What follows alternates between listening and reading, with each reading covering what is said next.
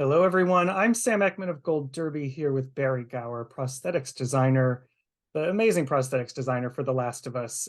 I'm not sure, Barrie, if you're how tapped into the fandom you are, but basically the gaming community, when this series was announced, I think everyone just said, they better get those clickers right.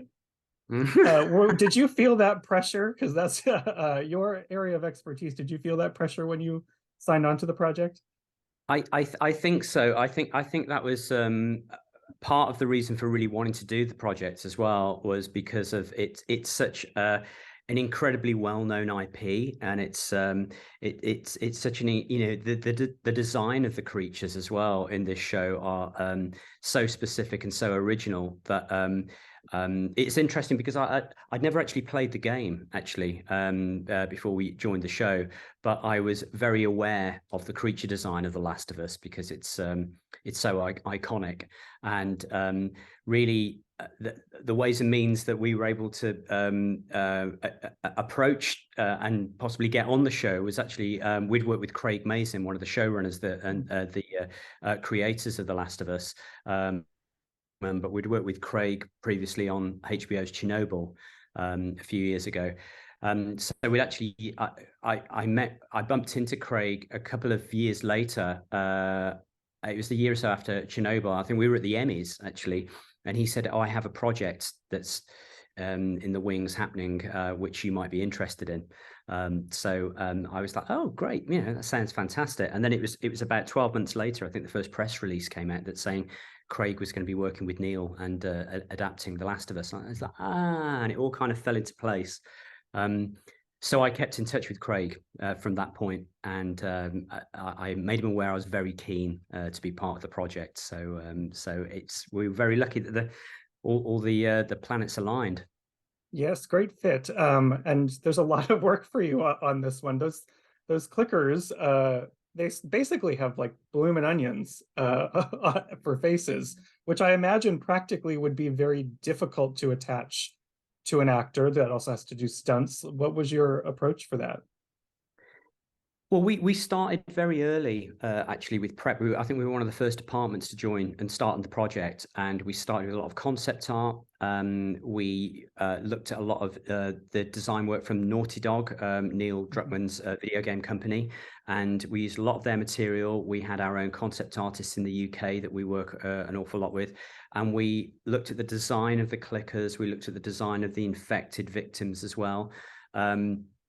And the clickers were basically, that was the first design that we approached from a practical point of view. And we had very early talks, and we worked very much in conjunction with Alex Wang, the VFX supervisor, and his department, as to the approach as to what percentage would be practical, what may be digital to create the final result. So I think originally when we were doing our initial tests, we were looking at trying to create as much practically, but we were leaving an area in the center of the face with a chromic green VFX area that they could digitally augment in post to create that kind of crevice and negative space. And that was always the original approach. And then as we continued our build and we were making the makeups practically, we were thinking we might be able to achieve a lot of this actually in camera, and we may not need to rely too much on post-production afterwards. And Alex actually turned around and said, you know what, you should give us as much as you can, and we will use it shot by shot. And where we have moments where we might be in 3/4 or profile, and maybe it's not cheated quite as well as we would hope it to be, they could then intervene and step in. And I think it was the second episode, which is the first introduction to the clickers in the show. We have two performers, two guys from Canada, Samuel and Olivier, who are incredible movement performers. And they are in the bespoke clicker makeups that we see in the Bostonian Museum. And it comprises of a silicon, about 2 or 3 silicon appliances and a big foam latex, what we call crown, which is the big fungal headpiece on top, which was, as I say, made out of foam latex, really lightweight. And it was sculpted in a way that we had these kind of clefts and shapes and folds and petals, which had little gaps in between here and there, so they had vision, which was limited, but they did have vision. So whenever we shot our close-up work, they shot with the complete crowns, and they had these little crevices that they could kind of move with.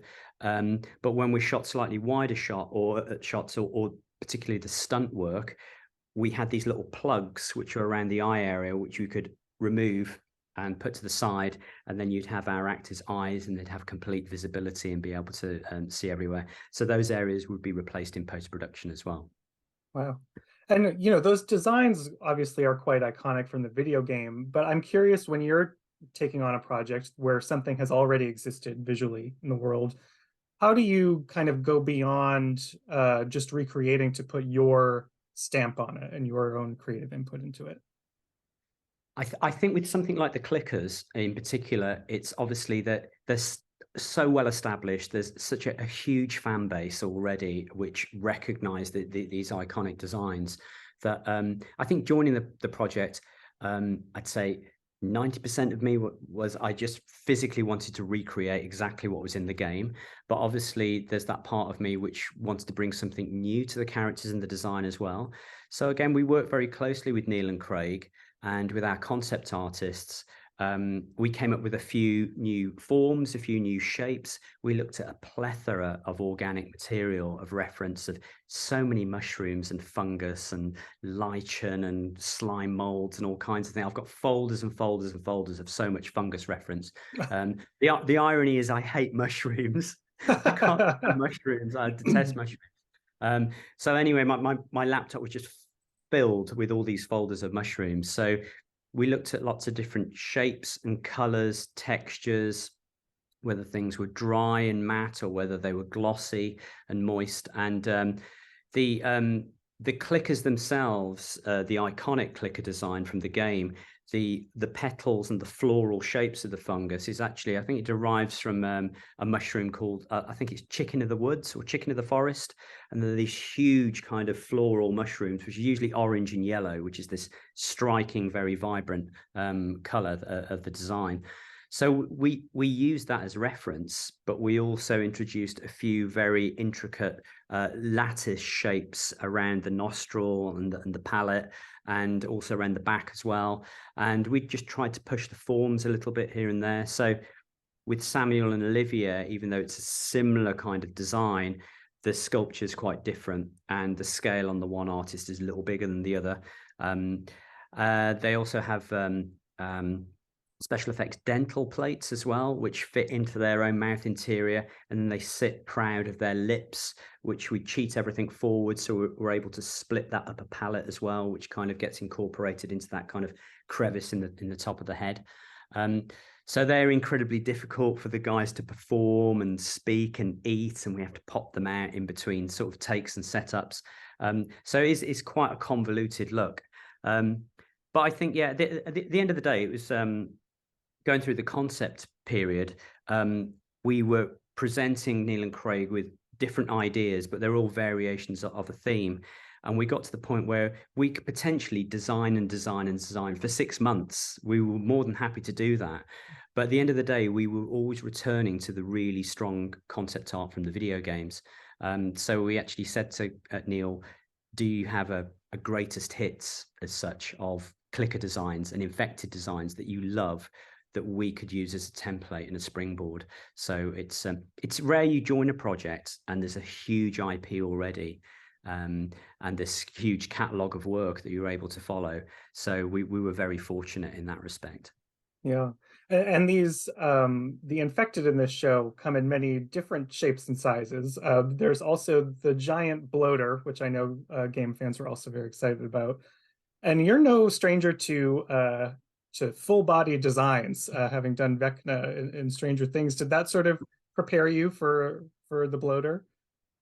It did. I mean, I think there was a bit of a crossover actually. We were still on Stranger Things 4 when we started on The Last of Us. So we were mid Vecna when we were looking to start the bloater suit. So we did use a lot of our experience from doing Jamie's makeup as Vecna. I think the major differences were going to be the scale. We were working with a British stunt performer called Adam Basil, who I might be incorrect. I think Adam's about 6'8", I think 6'7", 6'8". We'd worked with him previously on Game of Thrones, and we knew he was a great performer. He had experience in creature suits and creature makeups, so we thought he'd be the right guy for the job. But the difference, as I say, was the scale, and basing it again on the iconic design of the bloater from the games. We knew he was going to be huge, larger than life. So a lot of it would be determined in the actual materials we'd use again. So the whole suit head to toe was made out of foam rubber, foam latex, which is an awful lot lighter than what we'd used for the Vecna makeup, which was a silicone rubber. And it was essentially a suit that we made for Adam, which we did apply the head a little bit around the mouth. But it was sculpted as a whole, separated it into a jigsaw puzzle of pieces. And then we had a fantastic fabrication team, a little company called Stitches and Glue here in the UK, with Becky and Paul and Neve. And they fabricated the whole suit for us. So we had a zipper down the back, which went around some of the fungus, and he had sort of trousers, a top, separate arms, separate head, everything sort of popped together. The great thing about Adam and the bloater suit were the guys could actually dress him in probably about 30 minutes or so. And then we would finish with glossing him up with a bit of a kind of a glossy sort of lube, so it would catch the firelight and when we were in the cul-de-sac scene. But that was the great difference between doing the bloater to somebody's like Jamie's application, which was about a 7-hour application, bless his heart. But I think it was always discussed originally again with Alex Wang from VFX that there would be some kind of combination, a marriage of approaches to achieve a lot of the effects in The Last of Us.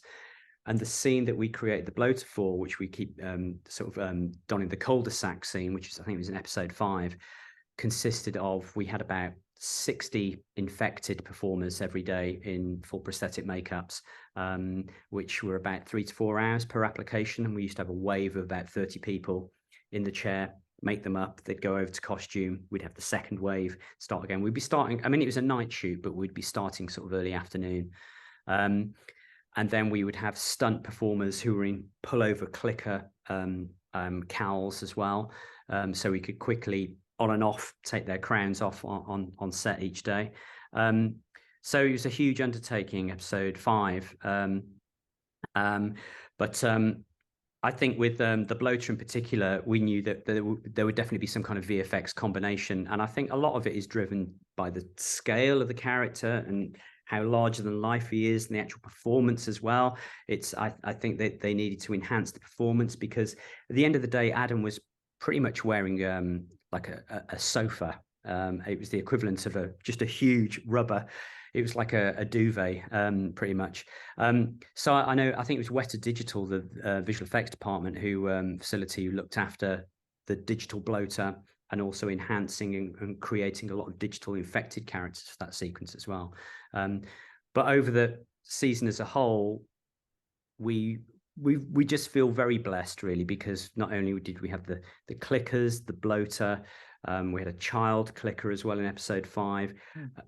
A huge number of infected over the whole season. Episode 2 alone, we had 60 performers a day who were playing in the infected makeups. But we also stepped into a world which we'd never really been involved with before and didn't particularly feel comfortable with, and that was actually creating environments as well. So we worked with the art department, and I think for episode 1, the first set piece we made for the show was when we're first introduced to what do these infected characters look like.